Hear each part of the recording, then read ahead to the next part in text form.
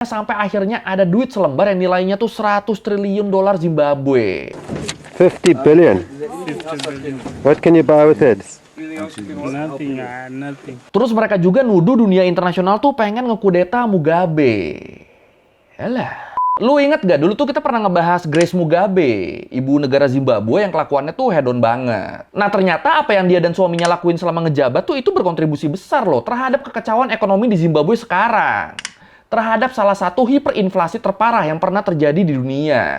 Ya, gue yakin lu pasti sering lihat lah foto-foto orang sana yang kalau mau belanja ke pasar itu bawa duitnya tuh sekarung, bahkan segerobak gitu. Cuma buat beli kebutuhan sehari-hari. Nah, ini bisa begini soalnya hiperinflasi di sana tuh udah parah banget. Sampai udah nggak ada nilainya tuh mata uangnya. Bahkan nih, saking tingginya inflasi di sana, sampai ada loh duit selembar yang nilainya tuh 100 triliun dolar Zimbabwe. Selembar doang loh, 100 triliun dolar. Edan kan. Dan mirisnya walaupun naik turun, tapi inflasi ini nih masih cenderung terus meningkat nih. 1 juta dolar Zimbabwe sekarang bisa dipakai beli makan, bulan depan belum tentu bisa tuh. Gila. Tapi kenapa ya? Kok bisa separah itu perekonomian Zimbabwe? Ini apa sih penyebabnya? Dan apakah mereka emang selalu miskin sejak awal atau ada alasan lain nih yang memicu kekacauan ekonomi ini? Ya udah kalau gitu, ayo langsung kita bahas kenapa mata uang Zimbabwe sangat tidak berharga dan gimana awal mula kekacauan ekonomi di sana. Di Learning by Googling. Ya, kalau kita ngomongin perekonomian Zimbabwe, pasti pembahasannya tuh nggak akan jauh dari hiperinflasinya. Emang sih, di tahun 2025 ini, kalau menurut World Population Review, inflasi di Zimbabwe itu bukan yang tertinggi di dunia. Ada di urutan kelima mereka. Tapi walaupun gitu, walaupun cuma urutan 5, tapi tingkat inflasinya tuh masih mencapai 57,5%. Masih tergolong ke dalam hiperinflasi. Ya, jadi kalau menurut Investopedia, sebuah negara bisa dikatakan mengalami hiperinflasi kalau kenaikan harga per bulannya tuh mencapai 50%. Atau ya dengan kata lain berarti ekonomi Zimbabwe saat ini tuh tetap termasuk ke dalam kategori hiperinflasi. Tetap termasuk ke dalam kategori inflasi paling tinggi. Dan walaupun yang di tahun 2025 ini tuh kelihatannya udah parah banget, tapi inflasi yang terjadi di Zimbabwe sekarang tuh ternyata masih nggak ada apa-apanya loh kalau dibanding sama yang terjadi di tahun 2008. Waktu mereka lagi ada di kondisi yang ancur-ancurnya banget. Yang makin diperparah sama krisis moneter waktu itu. Kalau menurut jurnal yang diterbitin di Center for Financial Stability disebut, sejak tahun 2007 sebenarnya perekonomian Zimbabwe tuh udah turun. Udah ngalamin hiperinflasi.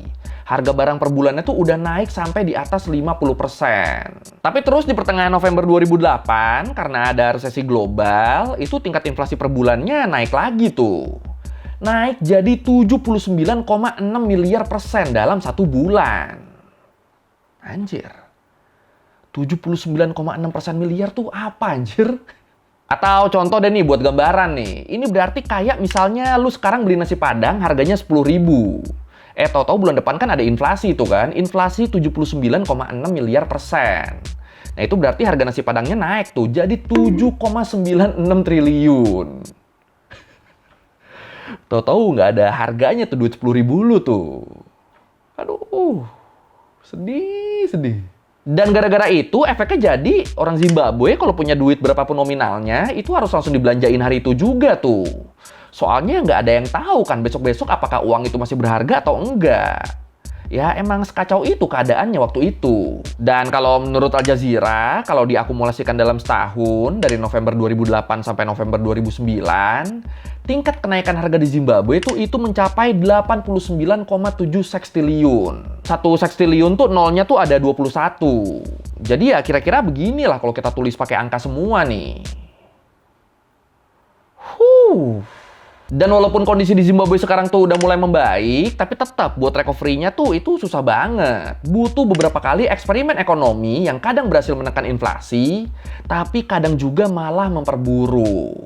By 2008, the monthly inflation rate hit 3.5 million%, meaning a single egg cost $50 billion, a bus ticket $100 trillion, and a loaf of bread the equivalent of 12 new cars 10 years before. Prices doubled every 25 hours, so the government kept printing more money to try to counteract the problem until the currency became worthless. Nah, mirisnya nih, ternyata dulu Zimbabwe tuh pernah jadi salah satu negara paling makmur di Afrika loh. Sebelum jadi kayak sekarang. Kapan tuh makmurnya? Kalau menurut Positif Money, sejak Zimbabwe merdeka dari Inggris di tahun 1980, perekonomian Zimbabwe tuh tergolong baik, meningkat terus tiap tahunnya. Kalaupun ada gangguan dalam ekonomi itu ya paling itu gangguan kecil aja, yang nggak terlalu jadi masalah. Nih, disebut pertumbuhan PDB rata-rata Zimbabwe itu waktu itu tuh nyampe 4,3% per tahunnya. Ini mantep banget kan. Terus mereka tuh sumber daya alamnya tuh juga kaya banget. Mereka punya cadangan berlian, emas, nikel, besi, batu bara, dan bahan-bahan tambang lainnya. Dan kalau dibandingin sama negara-negara Afrika lainnya waktu itu, Zimbabwe tuh punya industri yang udah canggih banget loh. Industri buat ngeproduksi tekstil, semen, baja, kayu, bahan kimia, dan bahan produksi lainnya. Terus pertaniannya mereka juga nih pesat banget nih, yang akhirnya jadi andalan juga buat pemasukan utamanya Zimbabwe. Terus selain itu, pariwisata di Zimbabwe juga tuh kan populer banget kan, dan sistem perbankan di sana juga tuh kuat banget, yang akhirnya semua ini jadi fondasi dalam perekonomian negaranya. Ya pokoknya bener-bener banyak banget lah keunggulan Zimbabwe waktu itu kalau dibandingin sama negara-negara Afrika lain. Dan ini Zimbabwe bisa semaju ini semua karena ya bisa dibilang sebagian tuh berkat peninggalan Inggris. Dan sebagian lagi berkat pembangunan yang dilakuin sama Presiden Robert Mugabe di awal masa pemerintahannya. Tapi sayangnya kondisi makmurnya Zimbabwe ini nggak berlangsung lama. Kalau menurut Economics Online, perekonomian Zimbabwe mulai mengalami penurunan di tahun 1990-an dan mulai terjadi inflasi. Kenapa bisa gitu? Jadi gini nih, waktu itu kan pertanian tuh kan jadi sektor ekonomi terbesar mereka ya, yang saat itu dikuasain sama orang-orang kulit putih, dikuasain sama bangsa penjajah. Bener-bener sebagian besar lahan pertanian komersial tuh dikuasain itu sama ribuan keluarga kulit putih. Sementara orang kulit hitamnya itu mereka cuma jadi pekerja kasar doang tuh. Atau ya, kalaupun ada yang punya lahan sendiri, ya itu biasanya lahannya kecil, cuma cukup buat ngasih makan keluarganya doang. Nah terus, waktu Zimbabwe merdeka, mereka tuh nganggep kalau penguasaan asing atas lahan pertanian mereka tuh adalah hal yang salah, hal yang nggak adil nih, hal yang nggak boleh ada. Dan ya, anggapan ini bener sih, tapi sayangnya cara eksekusinya salah. Jadi, masih menurut Economics Online, karena ngerasa orang kulit hitam pribumi itu lebih berhak atas lahan pertanian, jadinya Presiden Mugabe, dia melakukan reformasi agraria dengan cara ngambil paksa tanah orang kulit putih buat dibagi-bagiin ke orang kulit hitam yang miskin. Tanpa punya dasar apapun dalam sektor pertanian dan nggak dikasih pelatihan juga. Bener-bener gimana penggarapan lahan yang baik, perawatan tanaman, cara berbisnisnya, itu tuh banyak yang nggak tahu sama sekali. Terus mereka juga pada nggak bisa beli alat dan produk yang bagus kan, karena ya balik lagi, mereka kan basicnya miskin. Jadi ya bener-bener cuma dikasih tanah doang, tanpa persiapan, tanpa pengetahuan. Atau ya bisa dibilang jadi kayak asal-asalan banget nih reformasi agraria yang dilakuin waktu itu. Apalagi kan di masa-masa itu, korupsi juga tuh kan udah marak dilakuin sama pejabat pemerintah ya. Makanya jadinya dari sini banyak yang yakin kalau banyak tanah dan lahan yang justru diambil alih sama para koruptor dan elit politik. Yang dibagiin ke rakyat kecilnya sebenarnya dikit banget tuh. Nah, udah kan kebanyakan diambil alih koruptor, yang beneran digarap rakyat miskin juga tuh pada gagal karena ya nggak punya ilmunya. Apalagi nggak lama kemudian terjadi kekeringan lahan kan, yang ngebikin pertanian jadi berantakan, yang berujung ke penurunan pendapatan negara dan resesi ekonomi. Mulai kacau deh nih. Nah, kalau menurut Journal of War and Culture Studies disebut, udah tahu pendapatan negaranya lagi turun gara-gara gagal panen, bukan yang hemat pengeluaran, Presiden Mugabe tuh malah ngirim militernya buat ikutan dalam Perang Kongo Kedua di tahun 1998 sampai 2003. Buat ngedukung Republik Demokratik Kongo. Ini gimana coba? Logikanya gimana nih? Padahal di dalamnya lagi berantakan banget loh. Malah sosokan ngebenerin yang di luar. Aduh. Mugabe. Terus mereka juga, pemerintah Zimbabwe juga, mereka tuh menaikkan uang pensiun buat para veteran perang secara drastis. Jadi gede banget tuh duit pensiunnya tuh. Jadi kebayang kan lu, pendapatan negaranya lagi ngurang, tapi pengeluarannya nambah terus. Belum lagi korupsi yang dilakuin sama pejabat pemerintah dan istri si presiden sendiri, Grace Mugabe, ibu negara pelakor yang dijuluki sebagai Gucci Grace. Saking seringnya dia ngabisin duit negara buat belanja barang-barang mewah. Pokoknya bener-bener kacau banget lah kelakuan Grace Mugabe ini. Bener-bener ngancurin negara banget. Ya, kalau lu mau tahu lebih detailnya tentang kelakuan Tante Grace ini, lu bisa tonton di video gue yang ini. Marketing. Tambahan dikit, terus yang kampret lagi nih, kalau menurut Marginal Revolution University, Robert Mugabe juga tuh butuh duit banyak buat nyuap musuh-musuhnya dan ngasih komisi ke koalisinya. Nah, karena duit negara kurang kan, jadinya dia nyetak duit terus deh buat kebutuhan cawe-cawenya ini. Nyetak duit terus, nyetak duit banyak, tapi produktivitas nggak nambah, sama nggak ada investasi. Ya udah, kelar negaranya. Kacau ya kelakuannya. That man is irreplaceable. That's the truth, whether we like it or not. Terus selain pendapatan negara yang berkurang gara-gara reformasi agraria yang berdampak buruk dan korupsi yang merajalela, perekonomian Zimbabwe juga tuh jadi makin anjlok karena para investor pada kabur, pada nggak mau lagi mereka invest di Zimbabwe. Nih, kalau menurut International Journal of Management Sciences and Business Research disebut, di tahun 2001, investasi asing langsung di Zimbabwe itu turun sebesar 98,8%. Atau ya berarti pada kabur semua tuh, nyisain 1,2% doang yang stay. Ya kalau udah gini ya udah, habis sudah. Ditambah lagi kalau menurut Southern Africa Litigation Center disebut, di tahun 2022, Amerika, Uni Eropa, sama IMF, mereka tuh pada ngasih sanksi ke Zimbabwe. Baik itu sanksi terhadap negaranya, terhadap sekelompok orangnya, maupun terhadap individunya yang dianggap melanggar hak asasi manusia. Dan ini sanksinya juga nih bentuknya macam-macam nih. Mulai dari pelarangan perdagangan senjata, pembekuan aset, pembatasan bantuan ekonomi dan pemberian utang, sampai ke pelarangan perjalanan ke negara yang memberikan sanksi. Dan karena sanksi-sanksi ini, Zimbabwe yang lagi kesulitan ekonomi dan kekurangan pasokan pangan gara-gara kegagalan pertanian, mereka tuh jadi nggak bisa beli bahan makanan dari luar negeri. Ini kan gila kan? Udah kan nggak punya uang buat beli dari luar, terus pasokan dalam negerinya juga kurang, terus nggak bisa minjem duit juga gara-gara kena sanksi. Dan karena ini, Bank Sentral Zimbabwe, mereka jadi nyetak uang banyak-banyak buat bayar utang dan beli kebutuhan pokok. Dan akhirnya uang yang beredar di masyarakat jadi kebanyakan deh. Nah, saking banyaknya uang yang dicetak dan yang beredar, akhirnya nilai uangnya tuh jadi nggak ada artinya tuh. Sampai terjadi deh tuh inflasi gila-gilaan. Sampai hampir 80 miliar persen kan tadi kan kenaikan harganya kan dalam sebulan kan. Gila. Cetak terus pokoknya, cetak duit terus, naikin terus nominalnya sampai akhirnya ada duit selembar yang nilainya tuh 100 triliun dolar Zimbabwe. Nih, selembar gini doang nih, 100 triliun dolar. Jadi ya dikira pemerintahnya dengan cara kayak gitu, masalah ekonomi negara mereka tuh bakal terselesaikan. Padahal malah jadi makin hancur kan. Ini negaranya nggak punya ahli ekonomi apa gimana ya? Sakit, Jir. Dan pas sudah hancur-hancuran gini, kalau menurut IOL, Presiden Mugabe sama partai pengusungnya, Partai ZANU-PF, mereka tuh malah nyalahin kondisi kacau Zimbabwe ke negara-negara dan organisasi yang ngasih mereka sanksi. Terus mereka juga nuduh dunia internasional tuh pengen ngekudeta Mugabe. Yalah, udah salah malah suuzon nih.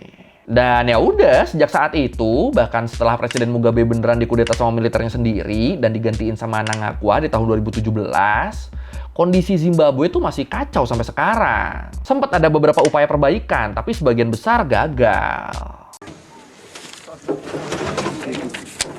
50 billion. What can you buy with it? Nothing. Not matches, maybe. Matches. Box of matches. Yes. Coke. No. How much is a Coke? 300 billion. 300 billion. Yes. Nah, kalau menurut Milken Institute Review, sebenarnya Zimbabwe tuh udah ngelakuin beberapa kebijakan yang cenderung eksperimental buat ngebalikin kondisi negaranya jadi kayak sebelumnya.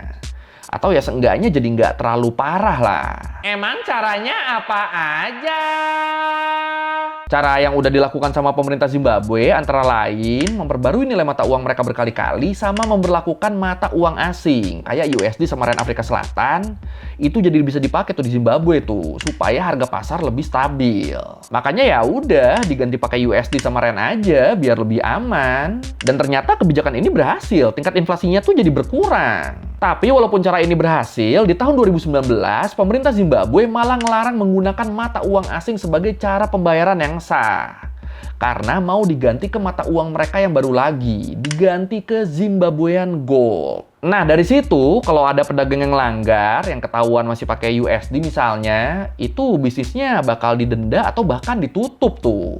Dan ya udah, karena takut dihukum kayak gitu kan, jadi pada balik lagi deh mereka deh pakai dolar Zimbabwe yang akhirnya ngebikin inflasinya jadi naik lagi.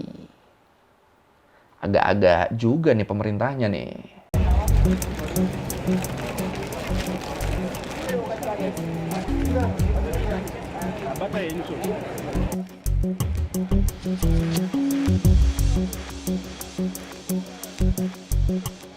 Terus kalau menurut The London School of Political and Economical Science disebut, di bulan Mei 2019, Zimbabwe sama IMF, sebenarnya mereka tuh sempat menandatangani perjanjian prasyarat yang disebut SMP, Staff Monitored Program, yang isinya, oke, IMF bakal ngasih bantuan USD ke Zimbabwe sebagai cadangan devisa, supaya Bank Sentral Zimbabwe bisa narik-narikin uang yang beredar di masyarakat, biar inflasinya jadi terkendali.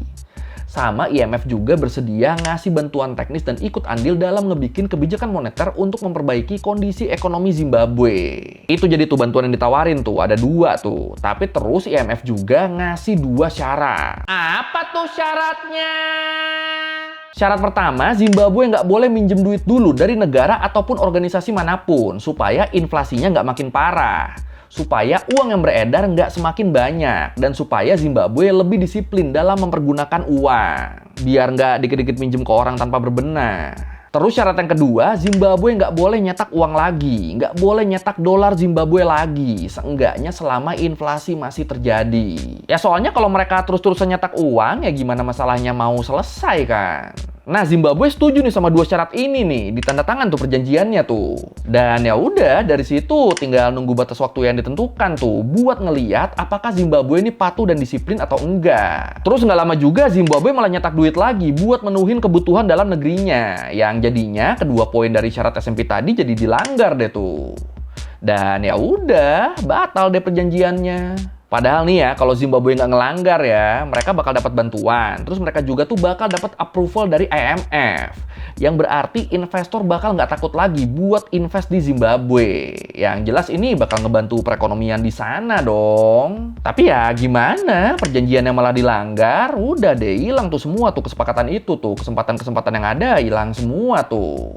Tapi untungnya akhirnya di tahun 2023, SMP antara IMF dan Zimbabwe ini udah di follow up lagi. Dan di awal tahun 2025 ini, perwakilan dari IMF dia tuh udah ngedatengin ibu kota Harare buat ngediskusiin SMP ini lebih lanjut. Ya emang sih, tingkat inflasi di Zimbabwe sekarang tuh udah jauh lebih mending banget daripada tahun 2008-2009. Tapi tetap aja, ini masih jauh banget dari kondisi awal mereka sebelum adanya resesi. Tapi kalau menurut tuh gimana nih? Inflasi di Zimbabwe bakal nurun apa enggak? Atau justru bakal makin parah ke depannya? Yang mana nih? Silakan komen. Economist says the funds should be used to finance key sectors of the economy, including those that impact health and well-being of Zimbabweans. Oke, sekian lereng kali ini tentang kenapa mata uang Zimbabwe bisa jadi nggak sebernilai itu. Dan ternyata banyak andilnya Robert Mugabe di sini ya. Ada. Mugabe. Semua kebijakan dia kesannya kayak asal-asalan loh. Bisa gitu loh pemimpin loh. Bisa gitu ya pemimpin. Wajarlah manusia, bukan narkoba. Ya kalau merevisi kayak gue udah salah, atau mau nanya, atau mau video, solusi komen, kita juga biasa. Sekali lagi, thank you udah nonton, jangan lupa like, comment, subscribe. Bye.